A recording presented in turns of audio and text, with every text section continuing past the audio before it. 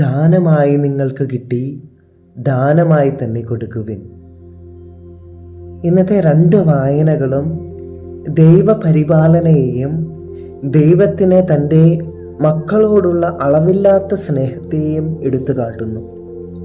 ഒരിക്കൽ ഒരു വ്യക്തി തൻ്റെ യാത്രയുടെ മധ്യത്തിൽ ഒരു തത്തമ്മയെ കളഞ്ഞു കിട്ടാനിടയായി. ഒരു തത്തക്കുഞ്ഞിനെ, ചോരയിൽ മുഴുകിയിരുന്ന ആ തത്തക്കുഞ്ഞിനെ അദ്ദേഹം വീട്ടിലേക്ക് എടുത്തുകൊണ്ട് പോകുന്നുണ്ട്. ആ തത്തക്കുഞ്ഞിന് ആവശ്യമായ എല്ലാ പരിപാലനയും അദ്ദേഹം നൽകുന്നു. അതിന് പ്യാർ എന്ന പേര് അദ്ദേഹം കൊടുക്കുന്നുണ്ട്. അദ്ദേഹം എപ്പോഴെല്ലാം പ്യാർ എന്ന് വിളിക്കുന്നുവോ ആ തത്ത അദ്ദേഹത്തിൻ്റെ അടുത്തേക്ക് ഓടിയെത്തുന്നു. പറന്ന്, ശക്തിയോടുകൂടി പറന്ന് അദ്ദേഹത്തിൻ്റെ അടുത്തേക്ക് എത്തുന്നു. ഒരിക്കൽ ഒരു രാവിലെ ഏതാനും തത്തകൾ ആകാശത്തു കൂടെ പറന്നു പോകുന്നത് ആ തത്തക്കുഞ്ഞ് കാണുന്നുണ്ട്. എന്നാൽ യജമാനൻ ഇതെല്ലാം പുറകിൽ നിന്ന് കണ്ടുകൊണ്ട് ആ തത്തക്കുഞ്ഞിനെ പ്യാർ എന്ന് വിളിക്കുന്നു. ആകാശത്തേക്കും തൻ്റെ യജമാനനെയും നോക്കിക്കൊണ്ട് ആ തത്തക്കുഞ്ഞ് തൻ്റെ യജമാനൻ്റെ അടുത്തേക്ക് പറന്നെത്തുകയും യജമാനൻ്റെ ചുണ്ടിൽ ഒരു ചെറിയ ചുംബനം നൽകുകയും ചെയ്യുന്നുണ്ട്.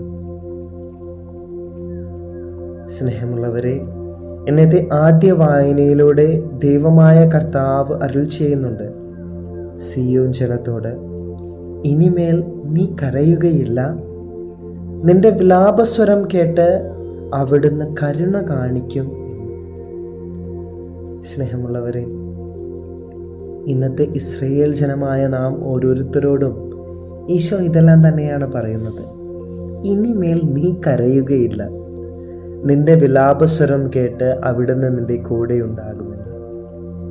ഇന്നത്തെ സുവിശേഷത്തിലേക്ക് നാം കടന്നു വരുമ്പോൾ ഈശോ പറയുന്നുണ്ട്, എനിക്ക് അവരുടെ മേൽ അനുകമ്പ തോന്നിയെന്ന്. തൻ്റെ ശിഷ്യഗണത്തോട് പറയുന്നുണ്ട്, വിളവധികം വേലക്കാരോ ചുരുക്കം, അതിനാൽ തൻ്റെ വിളഭൂമിയിലേക്ക് വേലക്കാരെ അയക്കാൻ പ്രാർത്ഥിക്കുവിൻ എന്ന്. വിളവെന്ത്? അത് ഒന്നുമല്ല, സ്വർഗരാജ്യം തന്നെ. വേലക്കാരോ അതിലേക്ക് തീർത്ഥാടനം ചെയ്യുന്ന നാം ഓരോരുത്തരും. ഈശോ നമ്മെ നോക്കിക്കൊണ്ട് പറയുന്നുണ്ട്, പ്രാർത്ഥിക്കുവിനെന്ന്. എന്തിന്? ആ സ്വർഗരാജ്യത്തിലേക്ക് കടന്നു ചെല്ലാൻ.